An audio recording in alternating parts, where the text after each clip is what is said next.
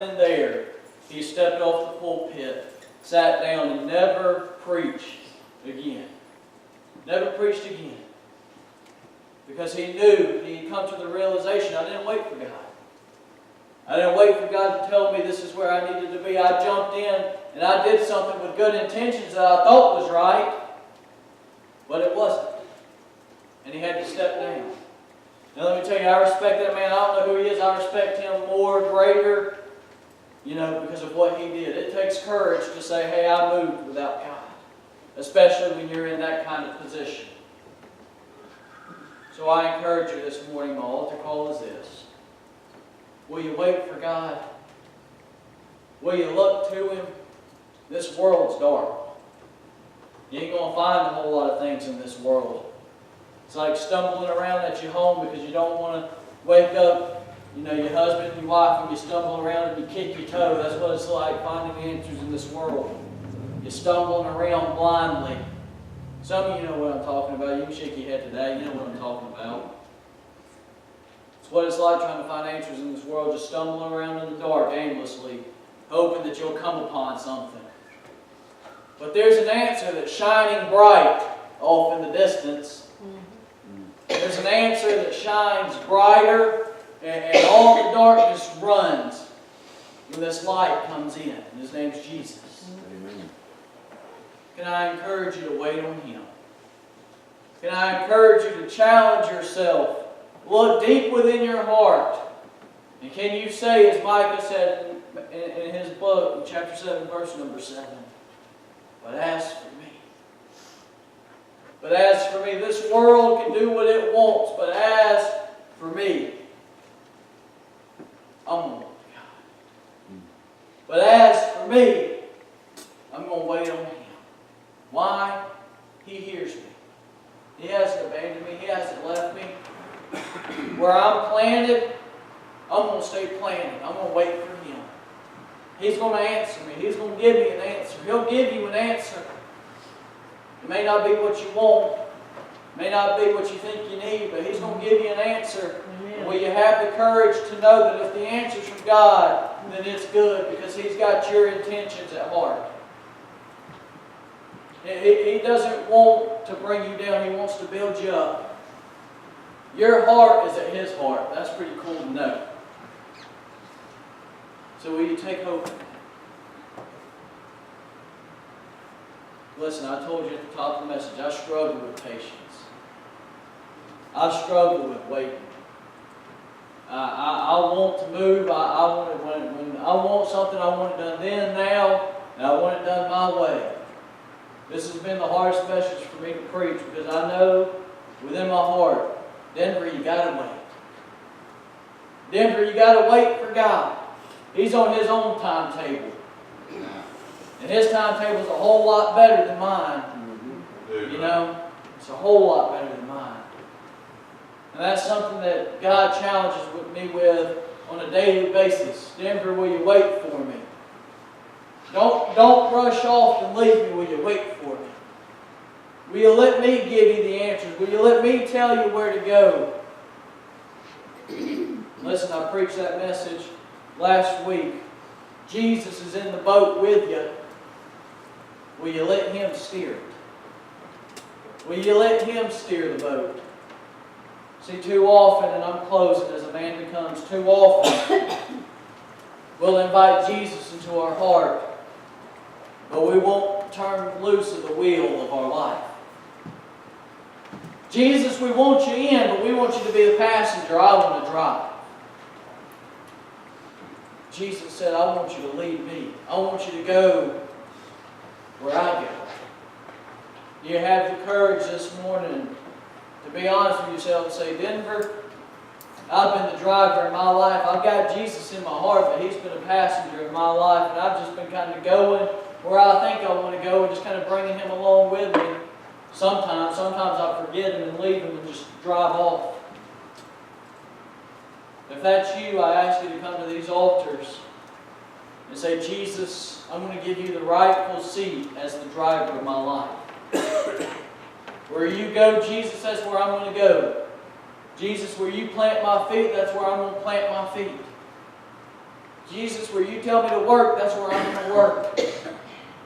Jesus, if you tell me to stay here for 15 years and wait for your answer, give me the strength to wait for 15 years and wait for the answer from you.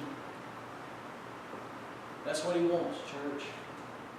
You see the clouds rolling in, boy, it's easy to tuck tail and run. But as for me, I'm going to wait for you. But as for me, I'm going to wait for Him, because He's going to deliver me in any situation that this life has to throw at me. He may deliver me here on this side, the trial may come and He'll deliver me, but when He delivers me, I'll be on the other side. That's all right, I still win. I still win. This world can take this life, and they think they've won the wrong. I've won an eternal victory. I got a home in heaven. My eternity starts right then and there. That's pretty cool to think about. Listen, I'm not saying I want to die tomorrow. I'm just telling you I'm ready for when my time comes. I've jokingly said with many, I'm on the 100-year plan. I got, let's see if I can do the math right in my head, 79 years left to go. So to my 100-year plan. But if that plan's cut short, that's all right. I still win. But I'm going to wait for Him down here. I'm going to wait for Him to move. I'm going to wait for Him to tell me where to go. He tells me to stop and wait. I'm going to stop and wait. He's the driver, not me. And you say that this morning. But as for me, won't you stand as a man sings?